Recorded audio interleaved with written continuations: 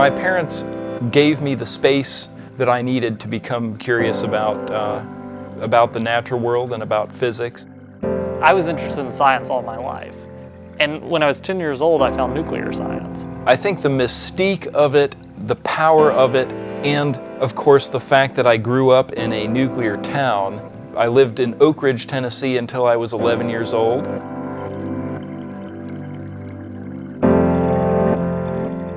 There's so much energy locked up. That just was always fascinating to me. And when I was 10 years old, I found something that I really was passionate about. I thought was really, really cool. And it was something that could make a difference. And I think that those three things, when they kind of came together, I was like, this is what I'm sticking with. We were surrounded constantly by the activities of the lab. All of the news was dominated by things that happened at the lab. This permeated the talk of the town, if you will, as I was growing up. And so I sort of absorbed this and became interested in it, wanted to participate.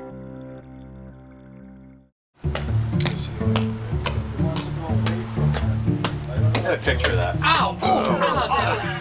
Well, my parents, they didn't support everything I did. I mean, when I got into high voltage electricity and explosives and things like that in my middle school years, my mother was not always right there supporting those activities. My dad took me, I think it was my 13th birthday, he took me up to Richmond, Virginia to meet Richard Hull, who was a great mentor to me in the Tesla coil community. And Richard had built this huge Tesla coil that threw 15-foot sparks in his laboratory. Got to see these giant arcs climb up into the rafters of Richard's laboratory, and embers were raining down. Let's take a look at some of what we can find here. I've been interested in nuclear tourism since my days in Oak Ridge. I was limited in mobility as a child, but now that I'm not limited in mobility, I've gone some pretty interesting places. I've been to Chernobyl 4 times. I'll probably go a 5th time this year. It's November 17th, 2016, and we're on our way westbound in Chernobyl's deaerator corridor, this gold-paneled hallway on the 10-meter elevation. We are going to try to ride the elevator up to plus 20 meters where the central hall is located. And that may not be the best idea, because it is a beater. I've been to the Semipalatinsk nuclear test site in Kazakhstan, which is where the Soviet Union tested their first nuclear weapon and many, many subsequent ones. I've been to the National Nuclear Center in Almaty in Kazakhstan, and they have a very nice Soviet nuclear reactor there and an isotope production facility. I've been to all 3 Manhattan Project sites here in the United States, finally. I've been to the former site of the Chicago pile at the Redgate Woods site in Chicago. That is a fascinating site because of the archaeology that is still there. You can still find pieces of reactor graphite on the ground out in the woods where the Chicago pile was rebuilt. I have been to interesting nuclear sites pretty much throughout the country, large and small, research reactors, nuclear power plants. I've been in 5 or 6 nuclear power plants here in the USA. Many radiochemistry laboratories and research reactors. We're at the site of a Soviet nuclear explosion on the Balapan test site. Nuclear tourism is a real thing. Nuclear archaeology is a real thing. We're now far enough into the development of this type of technology that there's people are recognizing the historical significance of some of these sites.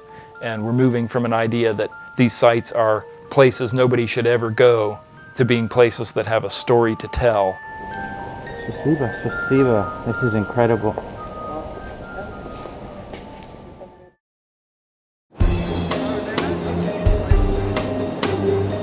No, actually, we're trying to send as much away as we can.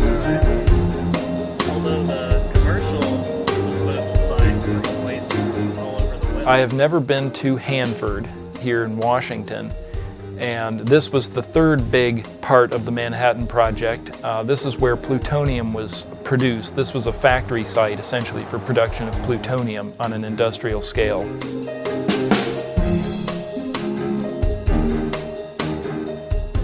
Whatever your opinion of the use of the atomic bombs in World War II, I mean, there's no doubt that the atomic bombs and the Manhattan Project were one of the greatest scientific and technical achievements that this country and the world has ever seen. It was an incredibly intensive, impressive effort to make a reality something that the physics was only discovered a short time before the project began.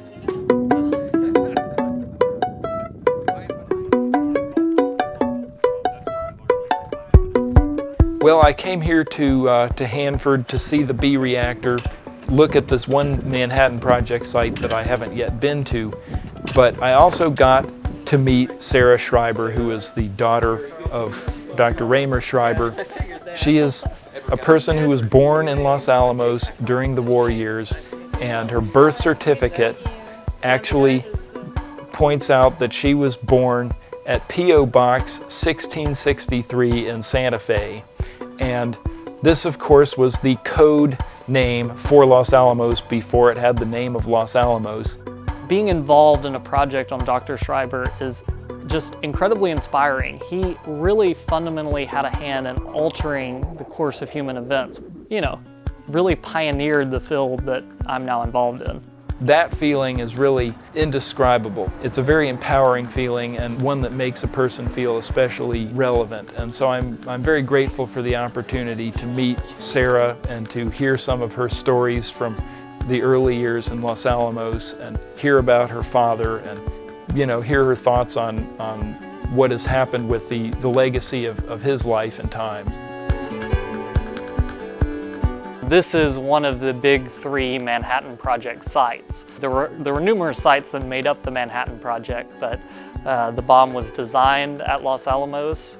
The uranium for Little Boy was produced at the Oak Ridge site in Tennessee, and the plutonium, which, keep in mind, had just been discovered, and within the course of literally months, we're getting the capability to produce kilogram quantities of this material.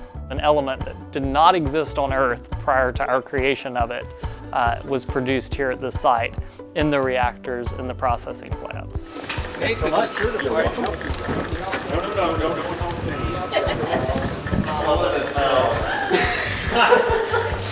So I came prepared to be reactor, and one of the big motivations for me as somebody interested in radioactive environments is the thrill of the hunt. And I don't know where I really caught the thrill of the hunt. I think it's one of these sort of primordial things that is built into the human psyche. But whatever it is we're hunting, whether we're hunting elk or deer or radioactive material, you still get that sense of your heart rate climbing and your hand shaking when you're getting close to something good. And so I came out to be reactor with a scintillation detector, and actually the other people I brought along as well had good instrumentation as well. We hit the ground running. As soon as we got to be reactor, we were out the door of that vehicle, and Geiger counters on and scintillators clicking away. We are at the charge face of the B reactor, which was the first production reactor for plutonium here in the United States.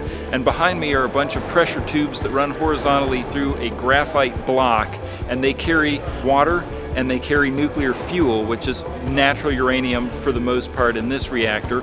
And U-238 in that fuel is transmuted by neutron bombardment into plutonium-239 by way of neptunium, and the fuel is discharged after a fairly low burnup into storage pool that lies behind the graphite block. And then the cooling water is sent back out, just open circuit back out into the Columbia River, where it discharges that heat to the environment as the ultimate heat sink. The plutonium goes on to T plant or to the other canyons where it's processed for its plutonium values. That's how this place works. From the Mutual Newsroom in New York, Tokyo Radio says acceptance of Potsdam Proclamation coming soon. I repeat, Tokyo Radio says acceptance of Potsdam Proclamation coming soon. The Japanese offer of unconditional surrender is official. It has been accepted. You've heard it, ladies and gentlemen, and we're here in the Time Star newsroom with a traveling microphone. The war is over. The Japanese have surrendered. I think he was proud of being able to work on a major project that had a direct impact on ending the war. I think he was very happy to be a member of the team. He was a man that didn't have much of an ego. So I think he was flattered in some respects that he got to work with Fermi and Oppenheimer and Beta and people of that ilk. He came, because he came from a farm life and he came from a Germanic family, so being self-aggrandizing was not part of the family. As he has said ad nauseum, he could see all of the people that were about to be launched to Japan. And so indirectly, he saved a lot of lives. He understood that it was a very unique time in his life and in history, and to be part of it was extremely pleasing to him. President Harry Truman has announced the end of the war. The Japanese have accepted our conditioned reply to their surrender offer.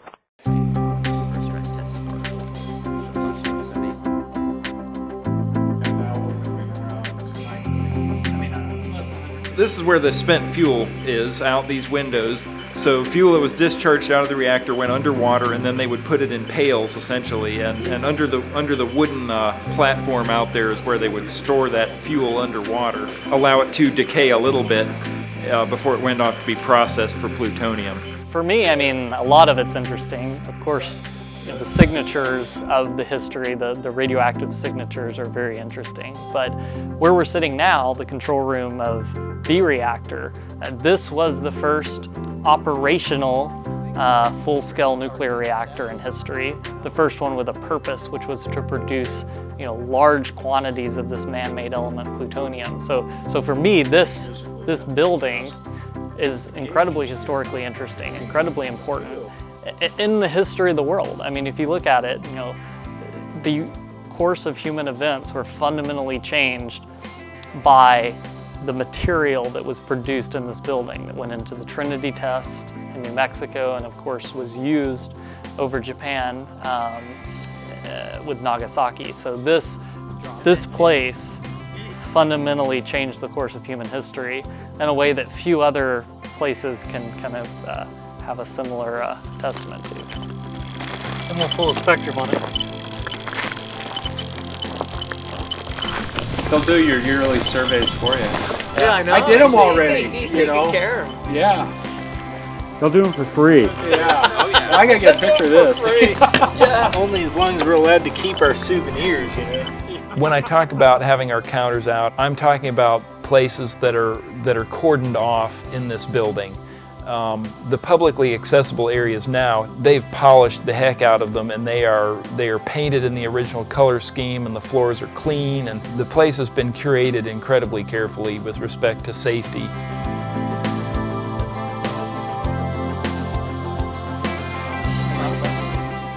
The one thing that I think they probably fail on, just for general public, is bathrooms.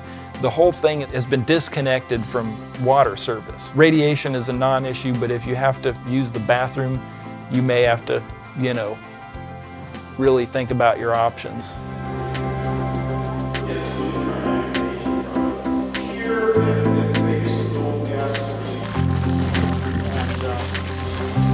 So right here, pig, and it's going back up. So you can see a log of activity.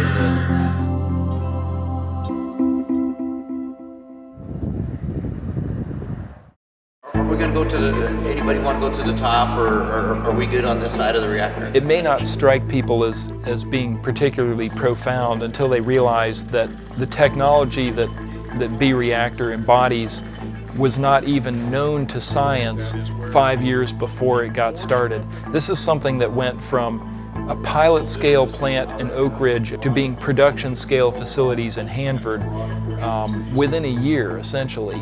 The new science that was learned even while building and operating the Hanford B reactor was just profound. Everybody who goes into nuclear engineering now learns typically in their first year in a course about phenomena like xenon poisoning. And this was unknown when B reactor was built. This was an effect that only occurs to a measurable extent in the highest power systems, you know, coming from Chicago Pile, which ran at 400 watts maximum, to B reactor, which ran at hundreds of megawatts. The DuPont engineers were absolutely brilliant. They had enough space in that core that they could overcome the negative reactivity of xenon by simply using more pressure tubes. And As it was an over-designed system that was built without even knowing what it was being over-designed for, and it turned out to work very, very well. Here we go, right? Oh my gosh, look at that. So this is where Dad's plutonium came from. There you go. Yeah. Yeah. I just think it's amazing that anybody can even know how to make something like this. And they did it with slide rules. Oh, I know. Benjamin still has Dad's slide rule. Is that right? Oh, very cool. Yeah. Wow. Yeah. Very cool. You know, Shriver worked extensively, as you know, on nuclear Yes. reactors. Yes, and he did. exotic types, the rocket engine reactors, which were graphite moderated Right. reactors, but designed for Really? Yeah. Wow.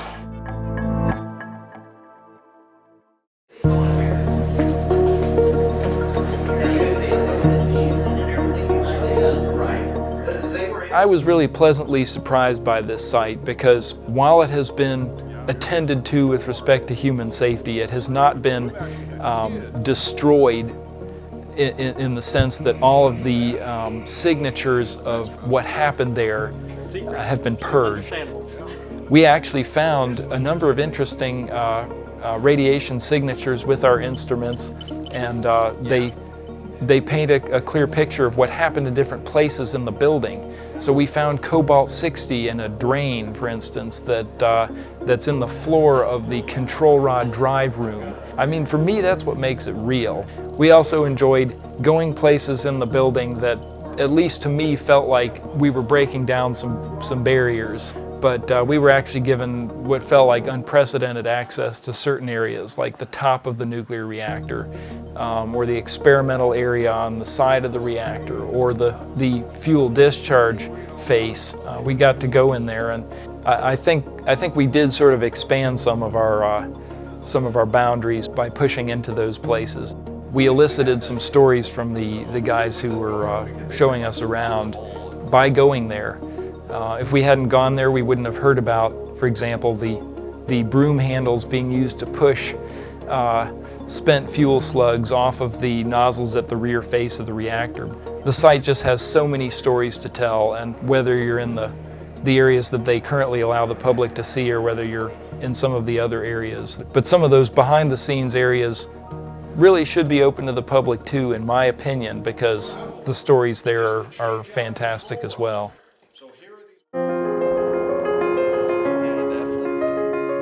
A lot of pioneering reactor science did happen in this production facility. This was designed to be a factory, and yet a lot was actually learned here at B Reactor. And preserving that history is incredibly important, both in the personal stories of the people, you know, the hundreds of thousands of people involved to make, you know, this technology a reality, but also, you know, where it took the world.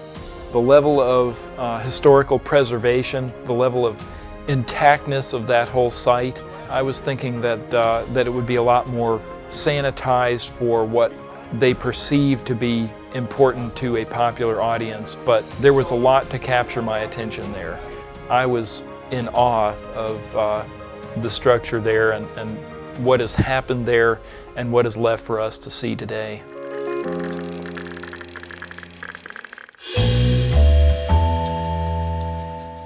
Ready? Ready. Okay. I've got my scintillation detector, and it's currently measuring about 2,000 counts per minute. This is background. Right behind us over this way is something that's going to tickle this scintillator a little bit. So let's go take a look. We're coming up on about 3,000 counts per minute right where I'm standing right now. And now we're going to keep walking. And we're walking over in this direction. There's 4,000 counts per minute. Still walking. 5,000 counts per minute. Oh wow, 6, 7, 8, 9. Here's 10,000 counts per minute. Now I have to change the instrument to the next scale because it's nice and hot right here. So we're gonna keep walking. There's 20,000 counts per minute. 40,000 counts per minute. 100,000 counts per minute. And I don't think my instrument will go too much higher. It looks like we're at 200, 250? Is the cameraman going to lose his ability to touch children? No, it's very unlikely that you'll go sterile from, see, that's what's called a deterministic effect, and that requires a lot of radiation. What we have is just very mild levels of radiation, and what this is a tank car that was used to transport the discharged fuel from the B reactor so that it could be taken over and processed to have the plutonium extracted from it. And so they would get the fuel out of the reactor, it would sit here at the reactor for a few months to cool down, and then it would be transported by rail in these cars. And what we've determined that all this radiation here, all this gamma radiation is from cesium-137, a long-lived fission product. It's really just coming from residues that are clearly in the bottom of the car. You know, we're not that hot up here, but when we come down here, we're very hot. So clearly this is due to stuff that's been settling down in the car. And as you can see, they've got it, you know, it's appropriately placarded in places, and there's this nice yellow and magenta rope that I've actually violated to bring the detector close to the car. But this is it. This is radioactive material in the place that made it. It's just a little bit of cesium. So good times. Of course, we can detect it with the scintillator from a pretty good distance off, and then, you know, we follow the scintillator to where it is. It's sort of our hunting hound, and it takes us exactly where we want to go, which is where the hot stuff is.